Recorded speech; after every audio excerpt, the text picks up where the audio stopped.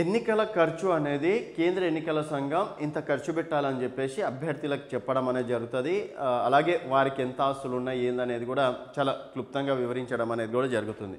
కాకపోతే అక్కడ ఎన్నికల ఖర్చు చూపించడం ఒక ఎత్తు అవుతుంది, తర్వాత ఇక్కడ పెట్టడం అనేది ఇంకొక ఎత్తు అవుతుంది. సో ఇదే అంశం పైన కొన్ని చోట్లలో అయితే ఒక్కొక్క ఎంపీ క్యాండిడేట్ 100 కోట్లు ఖర్చు పెడుతున్నారు, ఖర్చు పెట్టాల్సి వస్తుంది అని చెప్పేసి కూడా చెప్తున్నారు. నిజంగా ఒక ఎంపీ అవ్వాలంటే 100 కోట్లు ఖర్చు పెట్టాల్సిందేనా? సో పైసా పంచుకుంటే గెలుపు అసాధ్యం అని చెప్పేసి అనుకోవచ్చా? సో ఇప్పటికీ పైసలు ఇస్తేనే జనాలు ఓట్లు వేస్తున్నారా అనేది ఒకసారి చూద్దాం. సో 100 కోట్లు టాప్ సెగ్మెంట్లో భారీగా ఖర్చు, తలలు పట్టుకుంటున్న అభ్యర్థులు గెలుపు కోసం తప్పని ఖర్చులు, ప్రతిష్టాత్మకంగా తీసుకున్న ప్రధాన పార్టీలు మరికొన్ని చోట్ల గతం కంటే డబుల్. ఈ లోక్సభ ఎన్నికల అభ్యర్థుల్లో గుండెల్లో రైలు పరిగెత్తుస్తున్నాయి. గతంలో పోలిస్తే కాస్ట్లీ ఎన్నికలుగా నిల్వనున్నాయి. దీంతో అభ్యర్థులకు ఖర్చుల టెన్షన్ మొదలయ్యింది. కాంగ్రెస్, బీజేపీ, బీఆర్ఎస్ 3 పార్టీల పరిస్థితి ఇలాగే ఉంది. టఫ్ సెగ్మెంట్లలో పోటాపోటీగా ఖర్చు పెట్టాల్సిన పరిస్థితి ఏర్పడ్డాయి. ముక్కోనపు పోటీ ఉన్న చోట మరింత ఎక్కువ ఖర్చు పెట్టాల్సి వస్తుంది. దీంతో ప్రధాన పార్టీల నుంచి బరిలోకి దిగిన క్యాండిడేట్లు తలలు పట్టుకుంటున్నారు. రాష్ట్ర వ్యాప్తంగా 17 సెగ్మెంట్లలో గతంలో పోలిస్తే అదనంగా ఖర్చు పెట్టాల్సిన పరిస్థితులు వచ్చాయని ఓ పార్టీకి చెందిన అభ్యర్థి తెలిపారు. బరిలో నిలిచిన తర్వాత విజయం కోసం ప్రస్తుతం సిచ్యువేషన్లో పోటాపోటీగా పెట్టాల్సిందేనని ఆయన నొక్కి చెప్పారు. 2019 ఎన్నికలతో పోలిస్తే ఈసారి తనకు 30% అదనంగా ఖర్చు పెరిగేలా ఉన్నదని ఆయన వ్యాఖ్యానించడం గమనార్థం. విజయం కోసం 3 పార్టీల కసరత్తు. రాష్ట్ర వ్యాప్తంగా 8 లోక్సభ స్థానాల్లో కాంగ్రెస్ సులువుగా గెలుస్తుందని పార్టీ నేతలు చెప్తుండగా ఆయా సెగ్మెంట్లలో తామే ఫస్ట్ ప్లేస్లో ఉన్నట్టు బీజేపీ స్పష్టం చేస్తుంది. మరో 5 కాస్త కష్టపడితే వాటిని సొంతం చేసుకుంటామని కాంగ్రెస్ ధీమాను వ్యక్తం చేస్తుండగా ఆ సెగ్మెంట్లలో బీజేపీ పక్క గెలుస్తుందని ఆయా పార్టీలు నేతలు నొక్కి చెప్తున్నారు. ఇక 3 నియోజకవర్గాల్లో మాత్రం బీజేపీ, కాంగ్రెస్, బీఆర్ఎస్లో మధ్య త్రిముఖ పోటీ నెలకొన్నదని పార్టీ ఇంటర్నల్లో పాటు ప్రైవేట్ సంస్థల సర్వేలు వెల్లడిస్తున్నాయి. పాత బస్తీ సెగ్మెంట్లో మాత్రం ఎంఐఎంకే అన్ని సంస్థల సర్వేలు ప్రయారిటీ ఇస్తున్నారు. దీంతో టఫెస్ట్ ముక్కోనపు పోటీ నెలకొన్న స్థానంలో విజయం కోసం అన్ని పార్టీల అభ్యర్థులు ఒకరికి మించి మరొకరు ఖర్చు పెట్టాల్సిన పరిస్థితులు ఏర్పడినట్టు పొలిటికల్ వర్గాలు చర్చ నడుస్తున్నాయి.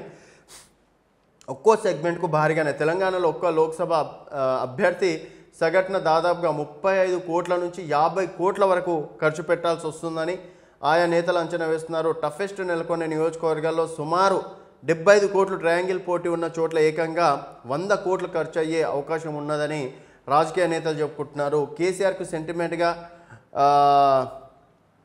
ఉన్న ఒక లోక్సభ సెగ్మెంట్తో పాటు గ్రేటర్ హైదరాబాద్కు సమీపపు స్థానం కోర్ సిటీలోని మరొక కీలక స్థానంలో ఒక్కో అభ్యర్థి 100 కోట్లకు పైగా ఖర్చు పెట్టే అవకాశం ఉన్నదని 3 పొలిటికల్ నేతలు చెప్తున్నారు. సో ఒక్కొక్క ఓటు దాదాపు ఇప్పుడు 7 నియోజకవర్గాలకు సంబంధించి ఒక పార్లమెంట్ సెగ్మెంట్ ఉంటుంది. ఎగ్జాంపుల్ ఇప్పుడు నాగర్కర్నూల్లో 7 సెగ్మెంట్లకు ఒక పార్లమెంట్, మహబూబ్నగర్లో 7 అసెంబ్లీ స్థానాలకు ఒక పార్లమెంట్, ఆదిలాబాద్ కావచ్చు, ఖమ్మం కావచ్చు, కరీంనగర్ కావచ్చు, పెద్దపల్లి కావచ్చు, మహబూబాబాద్ కావచ్చు, ఇట్లాంటివి. సో మినిమం 7-6 నియోజకవర్గాలు అయితే డెఫినెట్గా అసెంబ్లీ నియోజకవర్గాలు ఉంటాయి.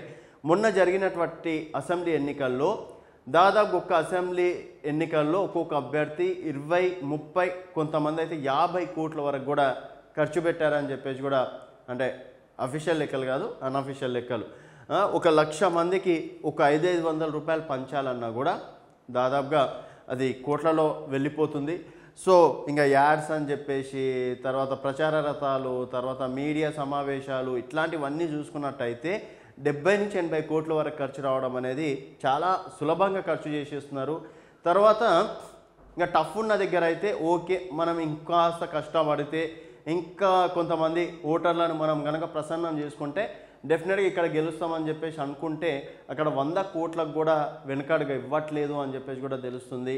మరి దీనిపైన అంతెందుకు మొన్న జరిగినటువంటి మునుగోడు ఉప ఎన్నికల్లో ఒక్కొక్క అంటే 500 కోట్ల వరకు 500 కోట్లు ఒక పార్టీ ఖర్చు చేసిందని, 300 కోట్లు ఒక పార్టీ ఖర్చు చేసిందని, ఇంకొన్ని కోట్లు ఇంకో పార్టీ ఖర్చు చేసిందని చెప్పేసి కూడా రకరకాలుగా వార్తలు కూడా రావడం అనేది జరిగింది. సో మరి ఎన్ని 100 కోట్లు అంటే ఒక సామాన్య కుటుంబం నుంచి వచ్చిన వ్యక్తి రేపు పొలిటికల్గా అడుగుపెట్టాలంటే ఏ విధంగా అడుగుపెట్టగలుగుతాడు, ఎన్ని ఖర్చులను చూసి ఏ విధంగా ఎన్నికల్లో పోటీ చేయగలుగుతాడు, సో జనాలను కావచ్చు నియోజకవర్గాన్ని ఏ విధంగా అభివృద్ధి చేయగలుగుతాడు. డెఫినెట్గా ఇప్పుడు 100 కోట్లు ఖర్చు పెడితే 200 కోట్లు తీసుకుందామని చెప్పేసి అంటాడు, కానీ అభివృద్ధి మీద ఏడు దృష్టి పెడతారు.